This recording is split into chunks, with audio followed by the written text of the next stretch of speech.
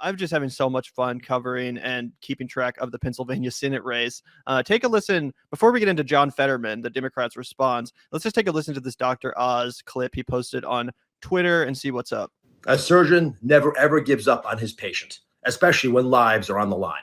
And the mayor, whose most important responsibility is to keep citizens safe, should never give up on the city they represent.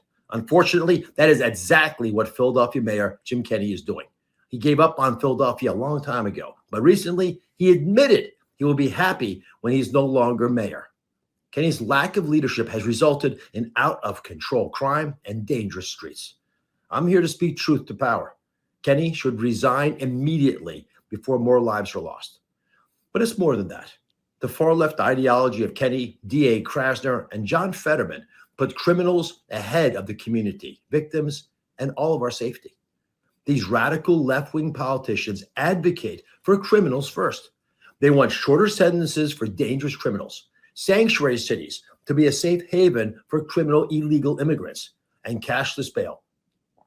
I'm not into it. A surgeon never ever gives up on his patient. Anyway, so yeah, there's a lame campaign video from Dr. Oz. He's so bad at communicating. He's so bad at talking, especially for someone that was a TV doctor. I mean, where's that Trump magic, right? Where's that Trump charisma? It's completely gone. There's none of it there. He's just this talking point machine. Sounds like everything he's reading comes from a script. Doesn't sound like he actually believes a goddamn word coming out of his goddamn elite mouth. But anyway, that in and of itself, not necessarily a story, just some lame video he posted on Twitter. And I will add that, the fucking, mayor of Philadelphia is far, far, far from a far leftist, right? This dude is extremely neoliberal. He's like got Mike Bloomberg kind of like sugary drinks tax. Like, I'm not having anything to do with the opioid problem. Like, I'm not from Philadelphia, but I did read about this guy a little bit after this clip. And it does not seem that he is at all anywhere near obviously, but just to clarify, he's not even on like John Fetterman left politics. Yeah, exactly. No, I'm sure he's not a radical leftist. They call Joe Biden a fucking radical leftist communist though. So they've really made these words meaningless. You know what I'm saying? It's kind of like how the left sometimes just calls everyone they disagree with like a fascist or whatever. Sure. Yeah, I just mean if you compare the mayor of like Philadelphia to the mayor of like St. Louis, right, you're going to see like a wide gap in progressivism. Absolutely. And yeah, let's look at Fetterman's response though, because this was pretty hilarious. Pro trip. Okay, first of all, before we get into that, let's see how many likes Dr. Oz got. 273. By the way, this guy has how many Twitter 3 followers? million or something like 3.8 million Twitter followers. His little shitty video, 274 likes.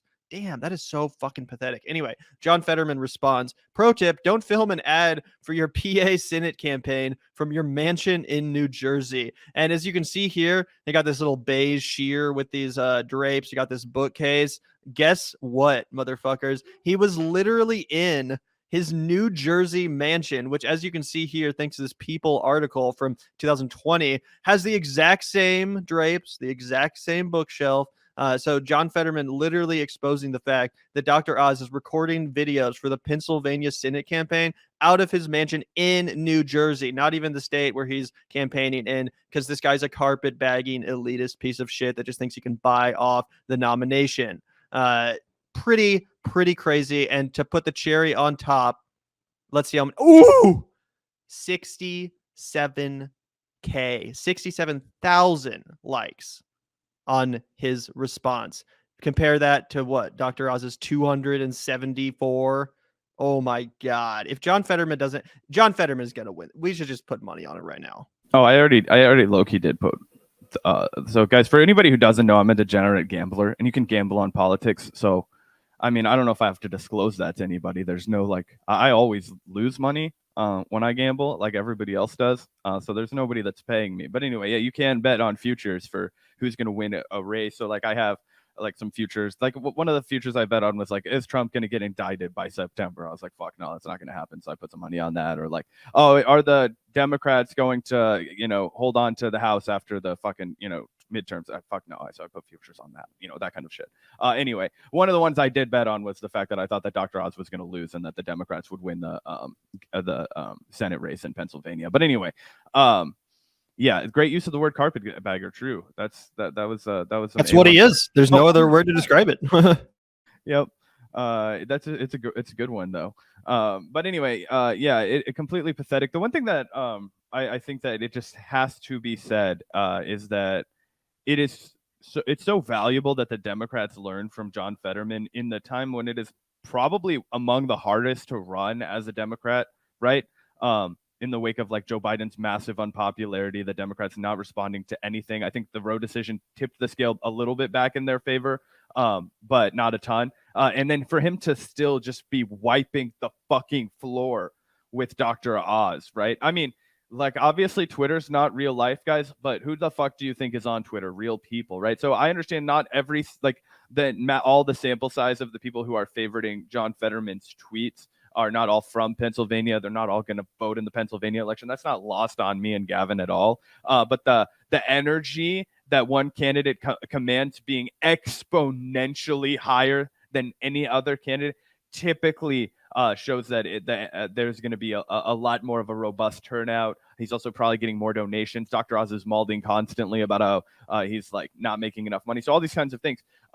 I just think it's important for us. Obviously, I know there's a lot of people who are like, fuck John Fetterman because of his position on Israel. I totally understand that position. But I think that if you compare his style of politics and why it's important to observe him and his success, one being because domestically he's 10-1 better than anything that Dr. Oz would put forth, but also because it's such a learning opportunity for the left writ large and the Democrats if they want to learn it, because a guy like what's his face? Like Connor Lamb was probably going to lose to Dr. Oz, but a guy like John Fetterman will destroy him.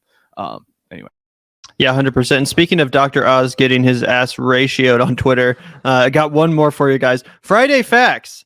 John Fetterman is a Bernie Sanders socialist who will follow the squad. He is not the right man to lead Pennsylvania. And as expected, like clockwork, ratioed to fuck by Shoe on Head. John Fetterman is a Bernie Sanders socialist, based if true. Yeah. Can't help but enjoy these. Oh, 100%. And yeah, I do think that, to be fair, John Fetterman's politics are remarkably similar to Bernie Sanders. So, I mean, that's, because you have to beef with Bernie Sanders' policy on, BDS too. He was not pro BDS at any point either. It was a thorn in the campaign side, if you will. But anyway, yeah, I think that that's an interesting race to keep following it. We'll keep following it. That one and the Missouri races are the two that I've been following the most closely. One, because the Missouri race fucking impacts us because we live here. But then that one, because I think that it's one of the few opportunities the Dems have to win a battleground state Senate seat. I think that, do you think that they'll pick up Georgia again with over? You said you do over. Yeah, Herschel there's Walker. no way Herschel Walker is gonna win that race. He's too bad of a candidate. He honestly comes off like he got hit in the head too many times when you hear him interviewed. I'm serious. I'm not even saying that as an insult. Like, the dude is not all there.